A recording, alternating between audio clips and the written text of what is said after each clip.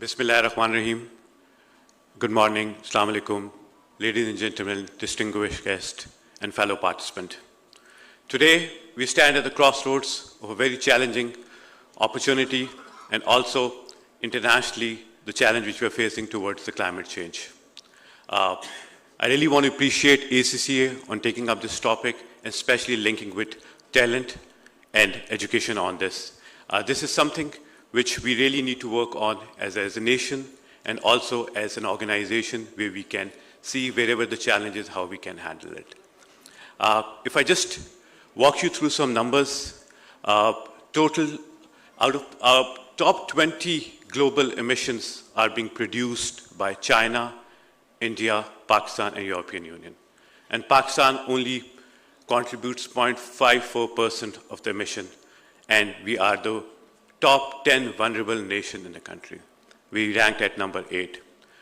Unfortunately, we are a developing country and we don't have a very strong economic power that we can sustain this. So to handle this, we need to have adaptation and a mitigation strategy. What we can focus is on reforesting our forest and also working towards our agriculture sector, which has been badly affected in the last 2 decades. Our GDP, approximately 30% is contribution coming from the agriculture sector, and this has affected in the last 2 decades by 0.5% of our GDP through floods, which is approximately 3.5% of our GDP, 3.5 billion of GDP of Pakistan. There's a lot of discussion has been discussed, a lot has been talked about at Geneva, at New York, at different international donor organizations to work towards this. But unfortunately, I guess 10 billion commitments were made towards Pakistan, but I don't think so any money has flown in and has helped Pakistan to manage that challenge. So as a nation, we have to work towards ourselves, and we need to work in a public and private partnerships to mitigate this risk so we can handle this challenge, which has become a reality.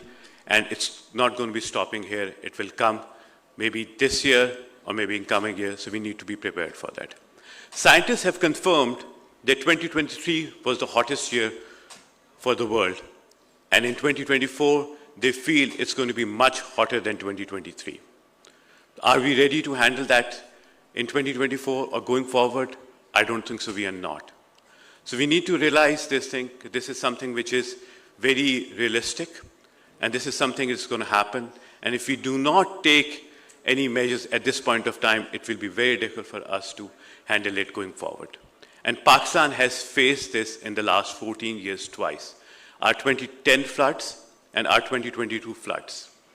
And unfortunately, when these floods hits because of the climate issues, the most disturbed are women in this, the marginalized communities.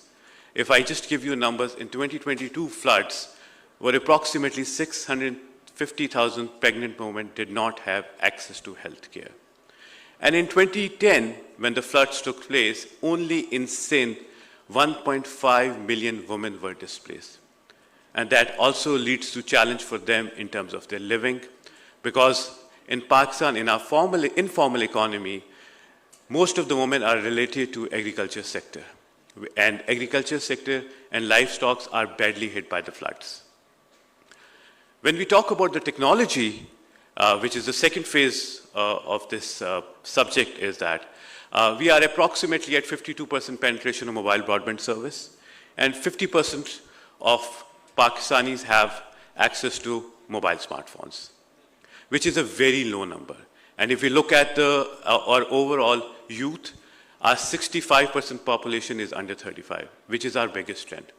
But unfortunately, our policies, which comes from the government and also from the private sector, needs to be revisited.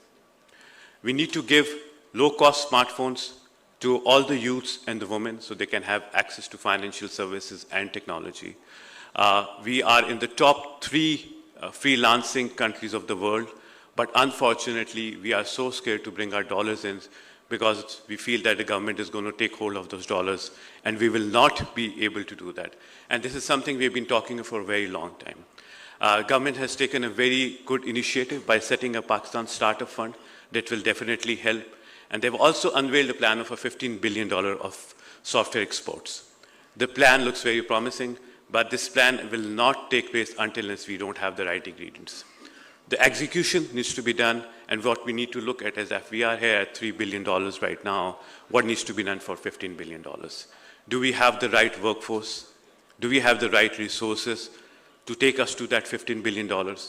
If I just give you a slight statistics about we have approximately over 750,000 students enrolled in vocational and different educational institutions, and approximately 500,000 students enrolled in different universities in a 4-degree program.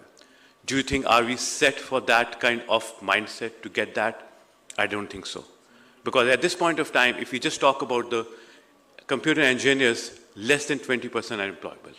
It means the quality of education is not as great as what we look at. We have a great strength that our average age is less than 30 when we compare to the world. And the only country which is ahead of us is India, which is at 28 because of the larger population. And if we compare this with Europe, Japan, US, North America, all of them are ranging around 45 and plus. So which means down the road from 5 to 10 years, there's a great opportunity for us to leverage that. But are we going towards the right direction? Are we using our youth towards that mindset? I think we have to move away from our 4-year or a 2-year degree program and going more towards a skill set. That's where we have as industry leaders. We need to collaborate with academia, and we need to engage them instead of focusing on a 4-year degree on a skill set program from 6 months to 12 months. That's going to be more employable. And that is going to help us, Pakistan, going to drive us from this economic situation which we are facing. And this is youth is something which is our biggest strength, and that we really need to channelize them in a much more positive manner. Unfortunately, in 2022 and 2023, we have seen a lot of brain drain in the tech sector. And approximately, I don't have the right numbers, this numbers have just been quoting, that a lot of people have moved out of Pakistan. And unfortunately, because of our uncertain in economic and political situation, it's pushing us more.